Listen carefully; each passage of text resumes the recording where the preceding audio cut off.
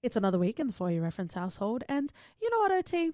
There have been quite a few phrases since we've started this podcast. Quite a lot of proverbs that 100% for you are questionable in nature. Oh. And there's only so much wisdom OT can impart on all of us. Again, whether it's genuine is a story for another day. I spread my wisdom seed quite well. Thank you very much. Damn, dog. Well, that is not going to be the new segment. I think it would be cute to guess what character that you're thinking of. So it can be a whole slew of categories, you know, who was the best, who shined the most, you know, who had the least character development. But for the first iteration of this segment, I am going to guess who you believe deserved more time in the Godfather trilogy. Ooh. Yeah, so they didn't get enough screen time. Mm-hmm. Okay, so let's do this on the count of 3. 1, 2, 3. Sonny. Motherfucking oath. Yep. And with this synchronicity, let's get on with the show.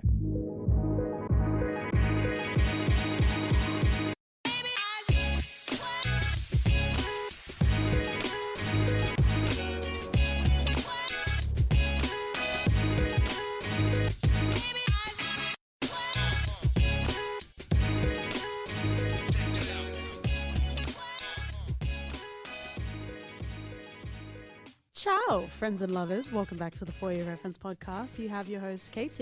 And OT. And don't touch those foreshadowing oranges because we're referencing an offer you can't refuse. All right, Don Katie. With the Godfather trilogy this week. I think I undid the whole legacy in that one. Well, yeah, give it a go, OT. No. You did quite all right. You're just gonna. Is this the cannoli I die on? Let's leave Marlon Brando's legacy intact. And may he forever rest in the most love. Let's start off the way we always start off in our stats. So this is a trilogy. Could have just stayed as a duology. That was a terrible way to phrase the word, but it was much better than the third film. Ew, come and fight me, friends and lovers. So I'm just going to quickly go through the stats and then we can get into our first impressions and I guess talk through each movie, and it all kind of congeals together in a delicious reference special. Mm-hmm. So the first Godfather, as some of our learned, pull your learned glasses up if you've read the novel. It was adapted from the novel by Mario Puzo, directed by Francis Ford Coppola. It has to be said. You just have to put that, you know, that extra seasoning on there. The first film came out in 1972, had a budget of $6 million, which is a lot more than Paramount thought it was going to allocate. They wanted to have a really low scale budget, and then that got completely turned around. So from $6 million worldwide gross in 1972, $246 million. That is a pretty penny, even by today's standards. That is massive. The next Godfather film, obviously named 2, came out in 1974, 2 years later. The budget was $13 million and it grossed $48 million. All right. I can see that. Interesting. We will go into first impressions, but I always hear people talking about the second one being better than the first. So it's interesting that the box office doesn't reflect that. Right? And then we come to the the third installment of the Godfather series. They came out, how was my maths going? 18 years later? Yeah. 16. 16 years later. I lent you my abacus, so you should be all right. Well, either way, you shouldn't be looking at the MOT. Let's just put it that way. The budget is $54 million and it grossed $136 million. All right. Yeah, I guess because, you know, if you were a fan, you would go and watch it anyway. Yeah, after 16 years, you just going there to see what whether you stayed for the whole film, I guess, is a story for another day. Actors, they kind of follow through the whole trilogy. So we have Marlon Brando as Don Vito Corleone. We have Al Pacino as Michael Corleone. We have James Caan as Sonny Tano, otherwise known as Sonny. In the second film, we see an introduction to Robert De Niro. Yeah. Ooh, wow. You are lucky young De Niro wasn't around when I met you, OT. Wow, he had a face that would betray your mother, I tell you. Mm. Also credits to Diane Keaton, who I didn't even realize that was her as Kay. Yeah, actually, right? Right, not to the extent of Morgan Freeman, like, like as long as you knew Morgan Freeman, he was old. Like, Diane Keaton was definitely young when I first saw her, but I don't remember her looking that young. Baby Keaton. A baby Keaton. And then also I want to give credit to Robert Duvall, who plays Tom Hagen. Mm. Solid character. And then if we talk about introducing in the third Godfather, we have Andy Garcia playing Vincent Mancini. Mm-hmm. What a character. And also Joe Montaigne playing Joey Cesar. Yeah, Rossi from Criminal Minds. And he also plays a mobster on The Simpsons Yeah. as well. So there you go. Those are the stats for the Godfather series. Welcome, welcome, welcome. If this is the first time you're joining us on the For Your Reference podcast, we take kindly to your kind around here. And if it's, however many you're listening to For Your Reference, we fucking love ya. Feel free to sploosh yourself in our vomitorium. I think I'm mixing histories right now. You are. Well, before it derails any further, let's continue to our first impressions. Also, spoiler. I did say foreshadowing oranges, but then again, if you haven't watched Godfather, that won't mean anything. So let's get into first impressions, OT. This is the first sort of Italian-American gangster mafia, all the other words that we're covering on the For Your Reference podcast. Yeah. So not just Godfather, feel free to capture, like, was this genre even big in Kenya? How many times have you watched The Godfather? And has it changed now that we've recently finished the trilogy? Oh, it was definitely big in Kenya because, hello, it's The Godfather. All right. Despite some of the off-color comments about darker-skinned people, it was big. I think this is the second time watching it with you, so everything for the trilogy, this is my second time of it. I'm not sure. I think when we met, I wanted to always just get you to watch The Godfather, and it took such a long time because it wasn't either the right time or we were busy doing other things. And finally, now with all the stuff going around, we've been able to just sit down and binge complete trilogy, which was just bloody amazing. What do you think, like, sorry, just to interject for a second, what do you think felt longer? Because these are essentially, if you average them out, they're about 3-ish hours a piece. And that's kind of the same as Lord of the Rings. Yeah. What felt longer? Oh, I'm going to upset a lot of people. I don't know. I think. Ooh. I'm not talking about Hobbit because we don't acknowledge that. We're not talking about Hobbit. I think we love you, Martin Freeman, but we don't. I read Tolkien's books before even watching Lord of the Rings. So Lord of the Rings definitely felt shorter for me. Yikes. Because I got my soundbite. I got my 60-minute soundbite. No. Don't get me wrong. Lord of the Rings, you have 3 movies which are just bloody brilliant. The third one kind of falls short a bit. It's not bad by any means of imagination. It's just not as good as the first 2, which it has such a good continuation between the 2 that cannot be replicated at all. So the third one was always on the back foot, regardless, especially after 16 bloody years. So you cannot compare those in terms of how it was structured and how it was written with Lord of the Rings, because I think that's just more superior in terms of its strength as a trilogy. Not the first 2, not taking any substitutions or anything. As a trilogy, I think I would stand with my man Tolkien on this. Vafangul! I love how Vafangulo actually translates to do it in the ass. It is very on brand in the For Your Reference podcast. We just try to look up Vafangul. Vafangul. Doing the hand gestures as well. Yeah, you have to do the hand gestures for it to come out properly. We do have a sprinkling of Italian listeners, not as regular as our one dedicated Spanish listener, but I do apologize in whatever form of Italian we might have offended any of you. But if we said it correctly, then that's because we're part Italian, right? Oh, for sure. Oti coglione. That's how they refer me to. Did it? So it felt super iconic when you first watched it. How did it feel now? Oh, I think I got a bit more from the first 2 than I got when I rewatched it, and I Okay. think the third one just felt a bit more distant, even though I appreciated it more now than I did before. Mm-hmm.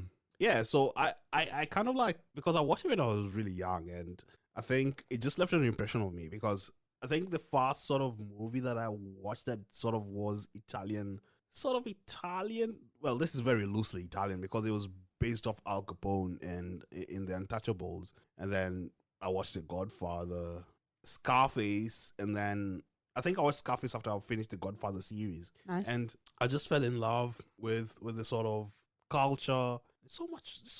The culture is so fucking rich, man. Yeah. And it's something that you feel like so authentic. Maybe I'm not. Vomit. It's Vomit. The vomit word of the day brought to you by O.T. Corleone. yeah. There is some authenticity around here. But wow, did I just loved rewatching these movies again, and I think that maybe in a few years we'll redo this again. It's what's deserved. Yeah. It's definitely what's deserved. It comes as no surprise. I have not watched the Godfather trilogy, even the first Godfather. So this was a first time watch for me. But we literally set it off the right way that we should. We had a very delicious, very marbled steak. Yeah. Cooked to perfection by O.T. Truly. We had the deepest, darkest, most tanninest of glass of red wine, maybe more than one glass if you're nasty. And we put on the Godfather trilogy, and here we are. Yeah. It really was an event to behold. Getting into my first impressions, I will say, having, it's similar to like Lebowski, not in that sense, but just that, I've watched many byproducts or many sort of movies that pay homage to The Godfather that I kind of already understood references before I even watched the movie. That's more what I mean, right? So I didn't expect to have depth. I didn't expect to have so much story because it was really just all the film bros like splooshing over how fucking good The Godfather is. Yeah. Right? Yeah. So I really liked that there were layers. There was not necessarily nuance. There was definitely no subtlety in these films, but I really, really enjoyed it. And like I mentioned, after we watched the first Godfather, it is a pivotal cornerstone in modern cinema. Oh, for sure. We're done. For sure. Let's pack up. Let's pack up and walk to the other room because we're done, sir. Oh, but it's fucking great. I do not care for The Godfather 3. I guess we'll see. We just might conveniently run out of time when it gets to The Godfather 3. But The Godfather 1 and The Godfather 2, they are so symbiotic in nature. Anywhere where you felt like the first Godfather might have lacked, if ever, I'm not saying it did, The Godfather 2 made up for that. And they really had this reciprocity between the two films. I really don't, I regard them as one entity, Godfather 1 and Godfather 2. Yes. And the best part of it was, after finishing watching Godfather Part 1, Katie was like, oh, I can't believe, it's great. It's a great movie, but I just wanted to know how Don Corleone got into power. I just want to know who is that whore and why is she in our house? And I was just rubbing my hands, just waiting. Just your hands? Just knowing. Okay, stay with me. You gotta get it in tenfold. You gotta appreciate what they do in Godfather Part 2. Hey, because if OT and rubbing in tenfold is in the equation, I am all in, friends and lovers. But wow, how brilliant. I don't think I've ever seen a sequel so strong as Godfather Part 2. But you know what? Like, after years and years and years of the most respected friends and lovers, or, the most revered of cinephiles saying that Godfather 2 is better than Godfather 1, I would say naught. Yeah. I would say naught, sire. The funny thing is, that was my stance before rewatching. Oh, that was my stance before rewatching the Godfather trilogy. And boy, did it change my mind. The Part 1 Godfather, it's fucking amazing. It was great. It was fucking great. It was brilliant. It was bloody brilliant. And the fact that it made me rethink, it made me reanalyze my thoughts, my opinions on what I thought was superior in Godfather Part 2, just goes to show how bloody brilliant Coppola did. And well, and I definitely feel like the Godfather trilogy. I say trilogy out of respect, but really, I'm only talking about the first two. Uh, the Godfather trilogy it's really something you invest in. Like, if you're one of those motherfuckers that are like, I watch this show, but you're going and washing the dishes and hanging your washing, this isn't fucking for you, mate. Like, this needs your full attention. You need to immerse yourself, and you need to live and breathe inside of that world. Well, and there's an argument of all the different parts of what the Godfather sort of tries to portray, because in the first one you get Michael Corleone is still innocent. He's not really delving into that, and he's sort of dipping into the role his father wants him to take over. And then by the part two, he's fully immersed into shit. And even by the end of the even first, by the end of the first, yeah. And by the time, in part two, I told you, it feels like he's not had any sort of reprieve at all. He's just been putting fires. Just going through the motions. Yeah. If it was done now, it'll just be little fires everywhere. This is what Kerry Washington and Reese Witherspoon would be doing. This episode. This episode is not going to age well.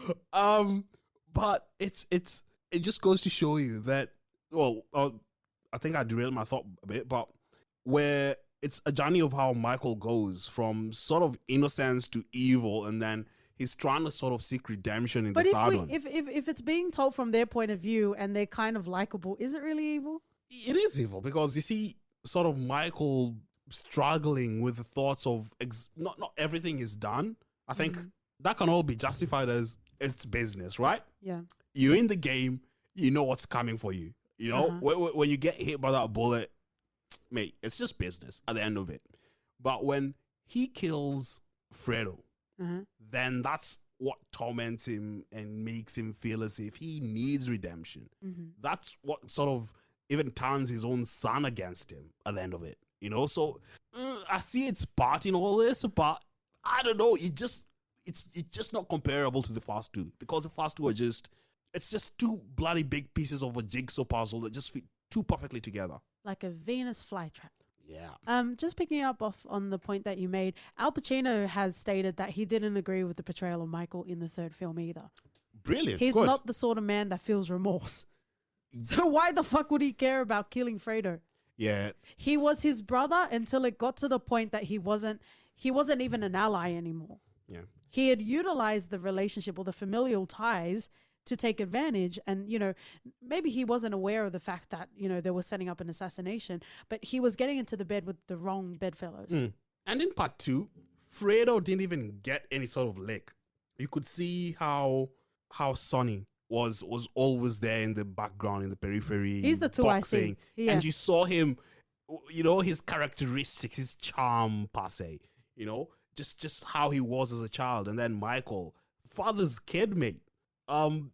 Vito loved him so much. Yeah. And Fredo was the middle child, mate. It's a cast. If you're a middle child, I feel sorry for you. Bit of a Frodo, if you ask me. There's your Lord of the Rings. Yeah, in this household, we're lucky enough to be the last ones. You're all Michaels here. Yes, we are the last of our kind. But yeah, like, just generally, overall, I fucking get it. I'm 20, 30, 40, 50 years late to the party, but I fucking get why The Godfather is an ethereal, all-enthralling piece of cinema. I fucking get it, right? And this is what I love about The Godfather, because you have snooty snoots around the world that fucking love The Godfather, and then you have yo-ho all the bros with Cheetos all over the joystick that fucking love The Godfather, right? Everything else is busted in their apartment, but they've got that pristine limited edition Godfather poster in their house. I'm not personally attacking anyone, but if it's you, hey, take the frame of reference that you own. But I get it. Like, and that's what's great. Like, what's great will continue to be great till the end of time. There might be cases where it doesn't get enough recognition, and that's a whole different conversation to have. But quality is quality. Is quality. And that is definitely good job, Catman. Yeah. Damn, dog. You want to go, mate? No, I'm all right, mate. Vafa good.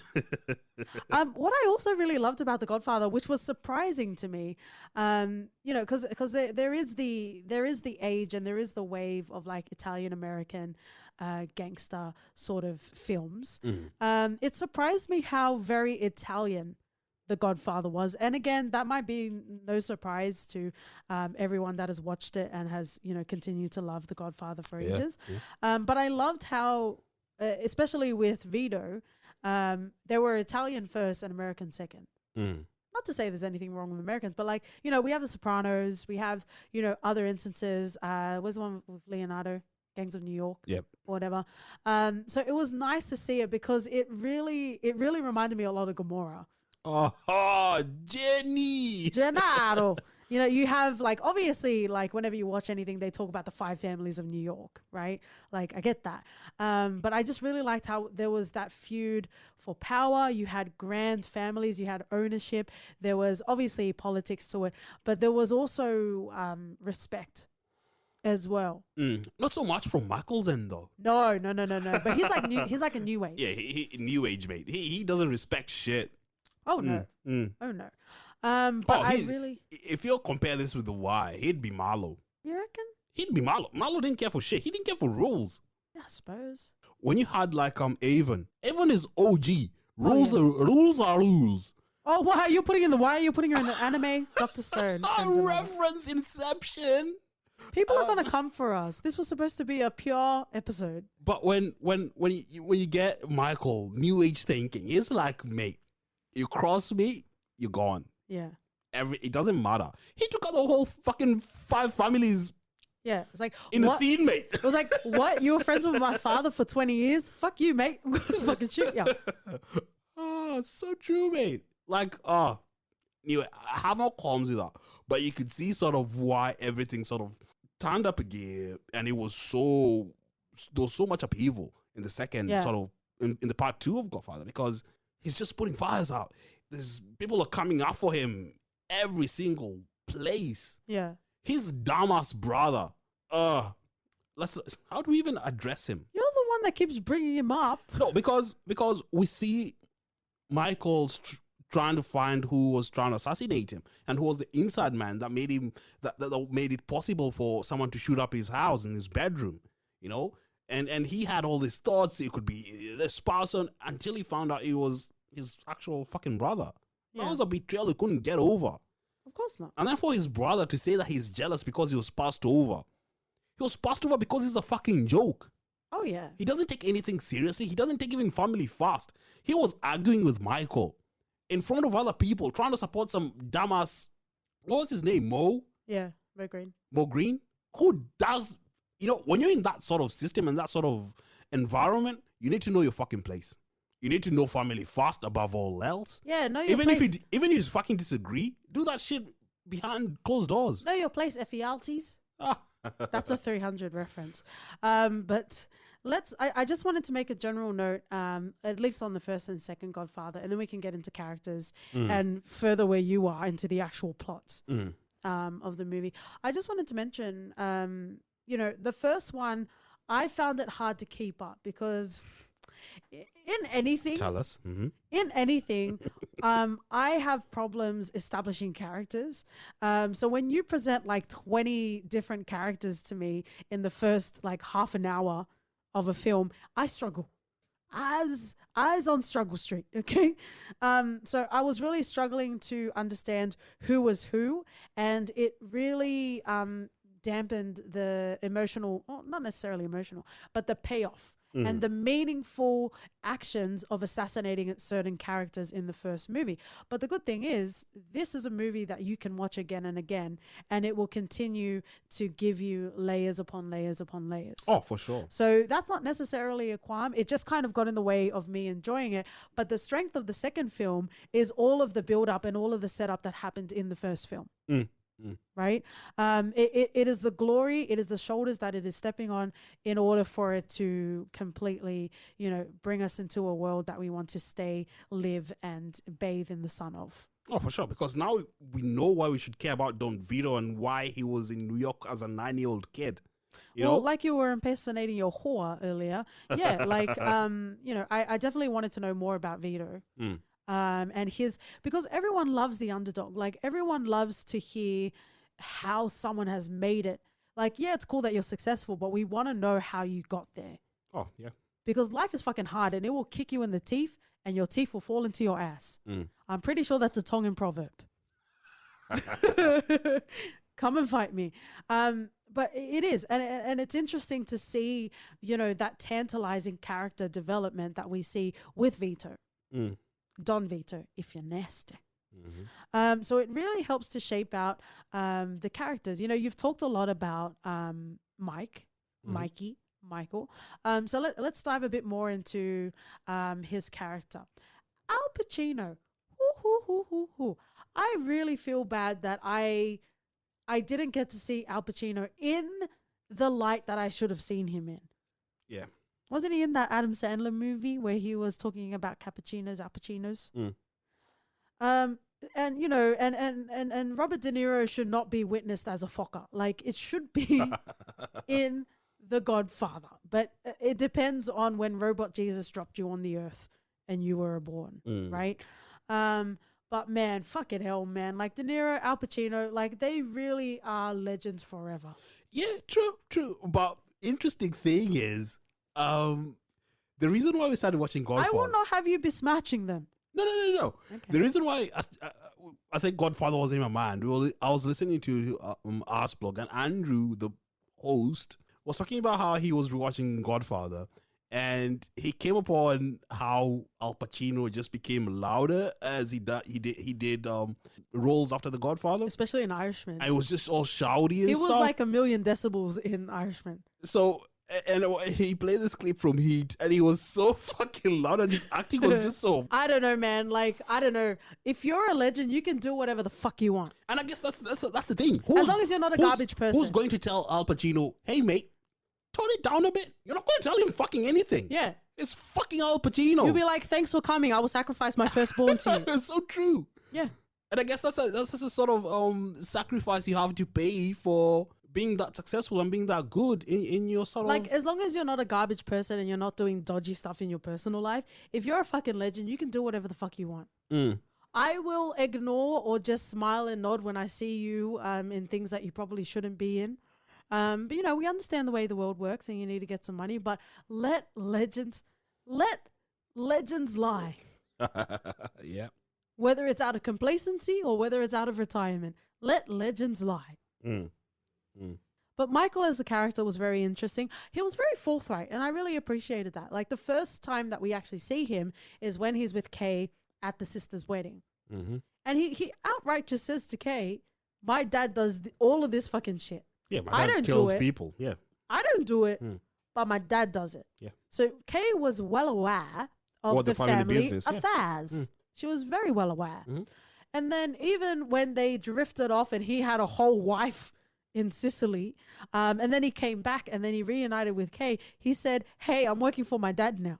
Yeah.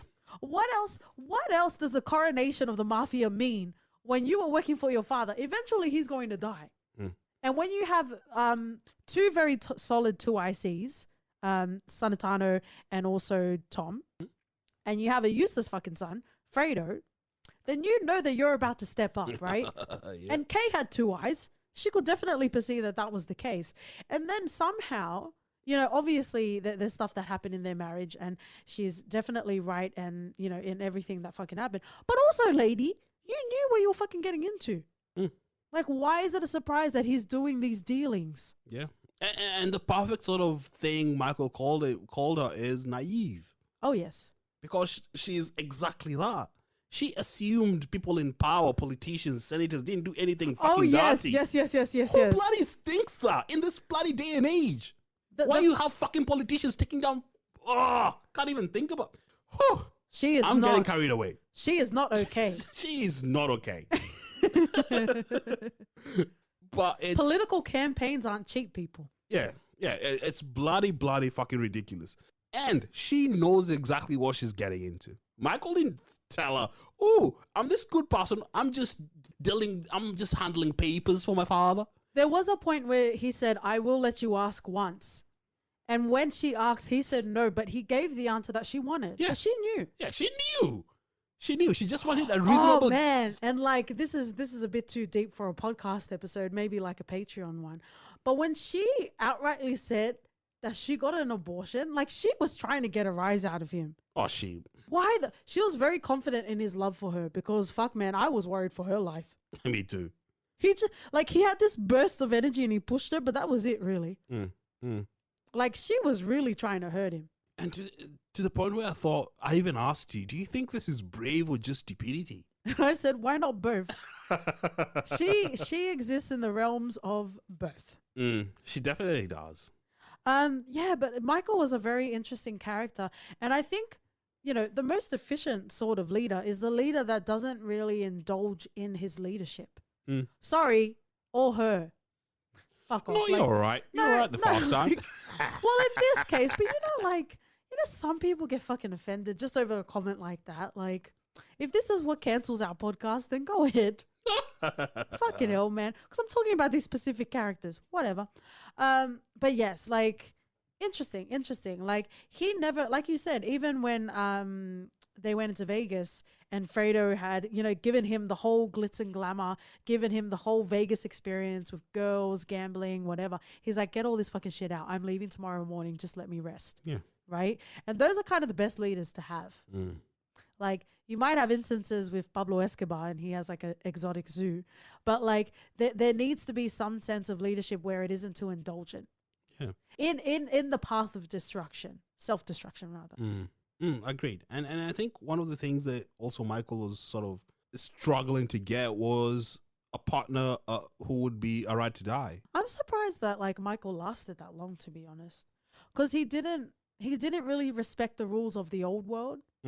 So I really thought people were going to come after him.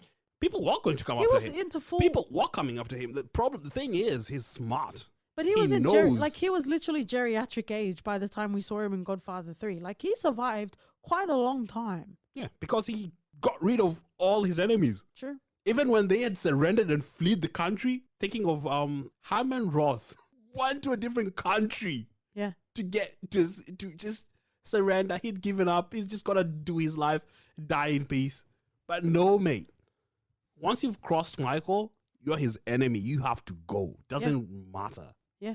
So he killed off all his enemies. Who would come after him? He'd know when someone wants to kill him. He's smart enough. Well, the interesting thing is, even with Hyman, you know, he was talking about the game is the game. Like, when his friend died, that Michael... More green. Thank you. He didn't question it because it wasn't business. Yeah. So he was hoping that Michael would feel the same way or just turn an eye away from the death that Hyman set up for Pentageli. Yeah. But the thing is, man, you know, they all cry business when they're in the wrong. Yeah. Or when they're fucked up. Yeah. But any other time, it's all, we're buddies, we're family, we have codes and shit. You think they didn't follow? You think they didn't really respect the code? Not when it didn't suit them. Yeah, I guess so. Or is it more just Michael? No, Michael just didn't care for the codes at all. True. Michael was his own man. He took out whole fucking families. It's the most effective thing to do, though. Yeah. Get rid of your enemies, then who'll come after you? Coppers maybe, but then again, you run pretty much the state. Enemies within, OT. And isn't that the most painful of betrayals? Oh, for sure. Yeah, I don't think we really saw semblances where Michael actually got to rest on his laurels, so to say, and actually enjoy being the Godfather. And I also felt instances of that with Marlon Brando. Literally the first scene is him doing business during his daughter's wedding. It seemed like they didn't get a break every single time. Everyone just wants something from you. Yeah. You're walking, talking. People are coming for deals. It felt like Aaron Sorkin's wet dream. Like, bloody hell, you know? There could have been more walking. If that's the case. Yeah. Well, in the wedding scene, there was plenty of walking and talking. Or do hand gestures count? It's like burning calories. Yeah. Let's lay some respect for Marlon Brando. Interestingly enough, Al Pacino boycotted the Academy Awards ceremony. He was annoyed that he was nominated for Best Actor in a Supporting Role when he actually got more screen time than Marlon Brando. Ooh. Yeah. Well, what do you think? Because it might also be a discussion of seniority. But even that's not right, is it? But when you think Godfather, the titular character in the first Godfather was Marlon Brando. Yeah. Right? Yeah. It was Marlon Brando. But then So he had feels that he didn't get for the leading. Well, you would too. Not really. Not when you're against Marlon Brando and the fucking performance he had. He himself boycotted the awards because of the portrayal of Native Americans. Wow, we're just going to boycott on your boycott, hey? Yeah, I'm just going to show you the sort of person Marlon Brando was. Well, let me add on to your Marlon Brando. Apparently, the cat that he has in the scene wasn't a part of the script, and he found it on the Paramount lot. And the cat was having such a good time. Its purring was so loud, they had to loop over the audio. Wow. Brilliant. Right? Let's talk about Marlon Brando because I don't know if you talk about the first Godfather, like how many TV shows, how many movies like impersonate his.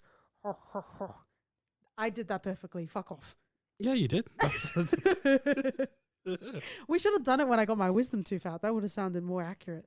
Oh yeah, we'd get magpies flying all around now, thinking they're being called for mating season. How do you think we get our money? How do you think the bills, the electricity stays on, OT? So we have the very iconic line, I'm going to make him an offer he can't refuse, which I said perfectly if you want to go back to the start of this episode. And this came in at number 2 of the top 100 movie quotes from the American Film Institution, right behind Gone with the Wind, Frankly, My Dear, I Don't Give a Damn. So it's interesting and it's tantalizing and it's very interesting. And again, it's one of those things, just like Star Wars, like you can understand a reference without ever having to watch it. Is that the cross you're gonna die on? I said it's the cannoli that I'm going to fill in. Oh, okay. But Marlon Brando, it was fucking effortless. Yeah, just for me, he just commanded the scene. Oh yeah. Every time he was there, you could feel. Not only was he gave this sort of air that he was the Don, you know? And it's just one of those things that I feel like without him as the sort of lead to sort of create this opportunity for Michael to take over and to carry the mantle, then it wouldn't have been as effective, in my opinion. Apparently his tears in the first movie when he's in the hospital and Michael saying like he's essentially going to step up was real. Oh, feels. But on the other side of the feels, how do you feel? Because, famously they talk about Marlon Brando not learning his lines. This was true with The Godfather, and there would be cue cards there for him. What are your personal opinions on that? If he's executing, that's not thespian. If he's executing it like that without bloody knowing his lines, it's justified. It's justified. Yo, we know people who've learned their fucking lines and can't deliver a bloody note on the pizza box. Why you gotta mention a pizza box, huh? Just making it close to home as possible. Yeah, I don't know. Like, it's a bit of a dickish thing to do, to be honest. You think of all of the people that like fumble auditions because they don't know their lines. They'll be like, nah, mate, don't worry. You'll have cue cards for me when you hire me. I brought up Al Pacino's shoutiness, and you said, who fucking cares? He's a legend. For Marlon Brando to deliver his prowess the way he did, and he needs to read off a bloody cue card. Who cares? Well, you've got me with my hand behind my back, and that's not where I want to be. At least not while we're recording. Yeah, and fun fact is, Paramount had so many problems with Coppola in the Godfather Part 1 production that they were thinking of kicking him out. And Marlon Brando was like, mate, if he goes, I go. Well, just to add on top of your fact apparently, Marlon Brando was supposed to make an appearance in the second film. Remember when they were like preparing a meal saying that they're waiting for him to come? For his birthday, Yeah, but he didn't fucking like the treatment during the first movie. So whether he agreed or not, there was a day scheduled for him to come and he didn't fucking turn up. Because I was like, this is really weird. And then we're like, did he die? No, he didn't die. He just didn't show up. But he really, obviously, without any frame of reference of what it's like to be a part of like an Italian mafia family, he really played that role so effortlessly. He did it. Well, we talk a lot about like you can see that actors are rehearsing the lines. Obviously, he didn't because he didn't fucking rehearse them. But he still was in the moment, right? I did think that it was a bit cheap that he got shot in the first 45 minutes of the first Godfather. The Cast of the Orange. But it's like almost 3 hours, right? I think the second one was 3.5, right? So 45 minutes is nothing really in that sort of runtime. But I was like, he's not dead, is he? Surely, what the fuck? This man is not dead. It's called the fucking Godfather. And then you fucking spoiled it for me. You're like, the Godfather isn't one person. I thought you knew. It's so, I don't know. How would I know that though? You're the one who called, I don't need to know references to watch the movie. So, of course, I'd think that.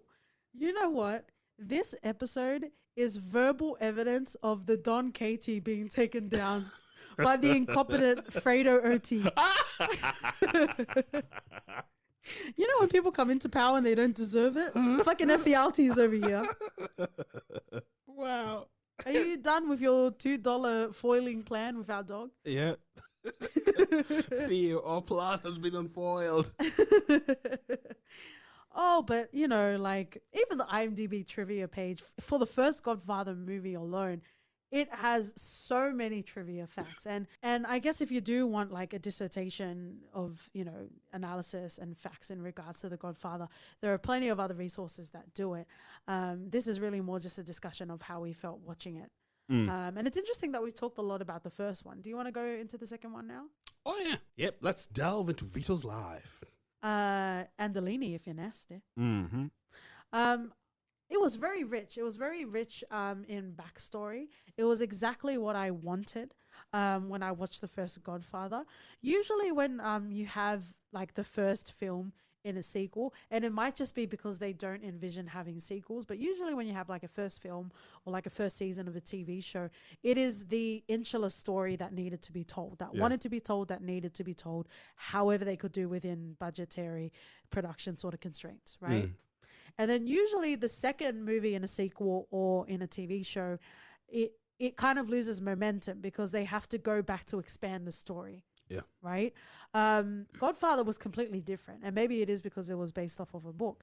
But a lot of the setup was happening in the first movie. And a lot of the fleshing out was happening in the first movie. So that in the second one, you can fucking soar. Yeah. You can fly. Literally. It's a Key and Peele reference. That's why we called for your reference, by the way, in case you were wondering. But 2 was fucking great. I wanted to know more about Vito. Robert De Niro actually lived in Sicily for 3 months to prepare for the role. Oh, nice. It was a specific dialect, and he wanted to make sure that he got it right. Oh, brilliant. And he is one of a handful of winners for the Academy Award that have won in a non-English speaking sort of role, because pretty much like 80% of his role was in English. Ooh. Right? Very nice. Yeah, kudos. With a face that would not quit. It was interesting seeing Vito though growing up and his struggles, because you saw the sort of harrowing scene going to an actual funeral. It always happens during major events, right? Yeah. And then... Well, he killed the dad because I think he was being insubordinate and churlish. That's Key and Peele reference again. They kill the brother off. And then the mom goes to the door and tries to say, hey, you've taken everything from me, my only son. Please let him be. He's dumb. I don't know if she used the word dumb, but she was like, leave him alone. Yeah, he's dumb. He won't come for you, which was very foreshadowing. But what I had a qualm with, that lady had managed to get a knife on that Don's neck, and she was just like, ran, and then she paused and Actually, I don't even fucking get that. And usually it happens during a lot of like action scenes where they have like the enemy, they've got the gun cocked at them, but then something interrupts the scene and they don't shoot. Like, why don't you just fucking shoot? Because once you pull that knife, once you pull that move, there's only one way that's gonna end. Oh yeah. Might as well go down with him. Yeah. You know? Go down with the shipmate. Dido. Yeah. If you're welcome. Yeah, like she had wanted her son to escape at all costs, even if it was at the cost of her life. So why didn't she just go the extra step further and just like just 1 inch? Yeah. Just the tip. Just the tip would have done. Archer reference. But it made me so more satisfying seeing Vito go back as an adult and having achieved all this sort of success, or building onto his success, going back to Italy and killing him, gassing him like a fish. because he's like, "What's your name?" And he said Vito Andolini, and he's like, "What? I can't really hear you." And I was shouting. I was like, "Say your real name. You are the one who knocks." Breaking Bad reference. Yeah. Wow. What a scene. That was That really was satisfying. that was fucking satisfying. I ate up every erection in the room. It was good to see how they all linked up with Clemenza and Tessio. Tessio. Yeah, it was nice to see, because like by the time we see them in the first Godfather, they're just like old ditties, like, and we're like, yeah, whatever, like, you know, we don't really care about you. But they were the genesis, like, and how cute was it? So you had their little hijinks and their little misadventures. So when they first encounter the Don, and the Don's like, "I've heard that you've been selling shit, and it's only natural that you just give me $200." Yeah. Because it sounds like a choice, right? It's like, you could give me $200. I'm not going to tell you what the repercussions are, but your mother's going to feel it. Yeah. You know what I mean? And he's like, yeah. And it was so masterful, and it was so giddy, and it was so satisfying to watch Vito tell Tessio and Clemenza, "Hey, give me $50. We're going to get 150, and I'm going to tell him this is all we have." And then he didn't even front his 50. Just give them 100. Yeah. And I feel like I really love, you know, the way that it was done in this film. And maybe films now should go back to this. There was violence, there was shootings in this, but they weren't fucking gratuitous. I didn't see a full-on zoomed in picture of your guts falling out of your stomach. Yeah. Like at some point, you don't really need to see that. Yeah. Like when we see Vito stabbing the Don back in Corleone, the way he stabbed him was gruesome enough. You know what I mean? Like, we didn't need to see every inch of pixelation, you know, in that bleeding sort of sequence. Agreed. Unless it's like Deadpool when he's trying to dodge the bullets. It's one of the things I fucking love. But I really like the way that the fight scenes or the violent sort of scenes were done. Like, I get it comes to a point where people are like, I want more, I want it more realistic, I wanted this, I wanted that. But the way that Don Vito died in The Godfather, it was so unexpected. It was almost to the point where I'm like, hey, they didn't make a big deal out of that. Is this real? Because usually when you watch a movie, it becomes such a big moment. Yeah. You know what I mean? I kind of appreciated that it didn't really do it like that in this movie. But it's kind of like the new trend, or the recent trend rather. You know, there's a build up, there's a sad scene that happens, and then there's music, and that becomes very effective. But it was very refreshing watching this. And when people died, they fucking died. Right? Yeah. That's just how it be. For sure. So I really appreciated the layers that we had.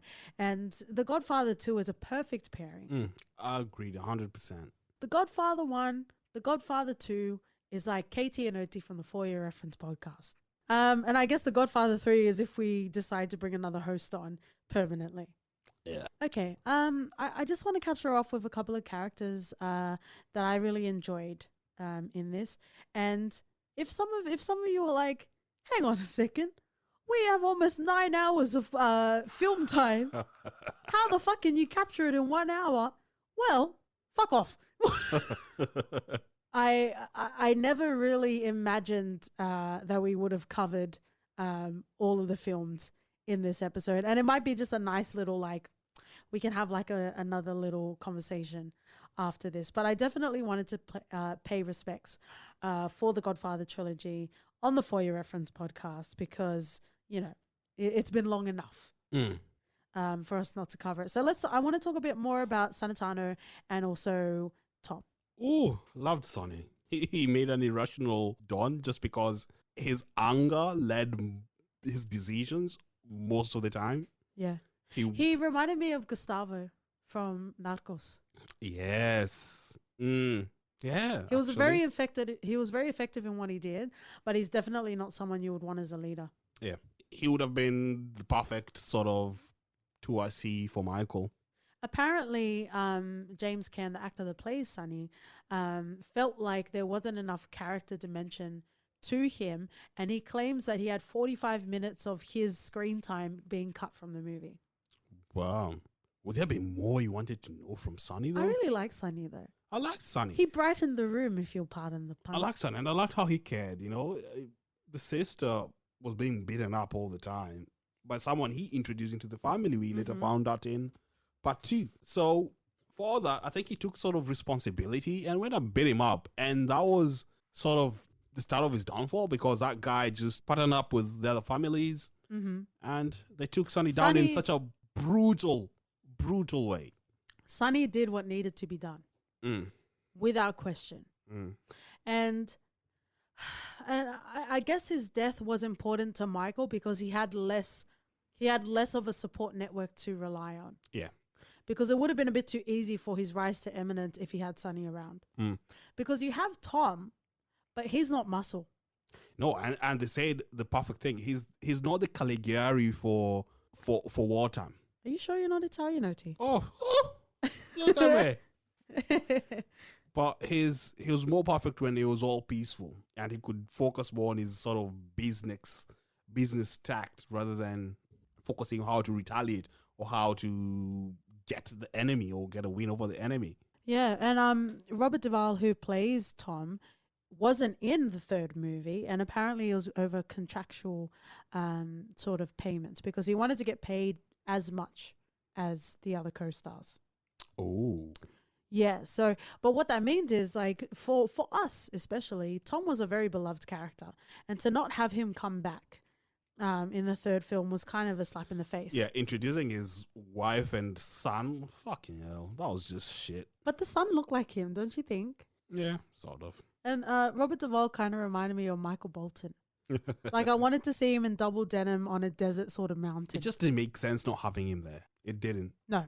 Especially after the sort of role he played in the first and the He second. was such a strong unit, yeah. Even when Michael was giving him an out multiple times. Yeah.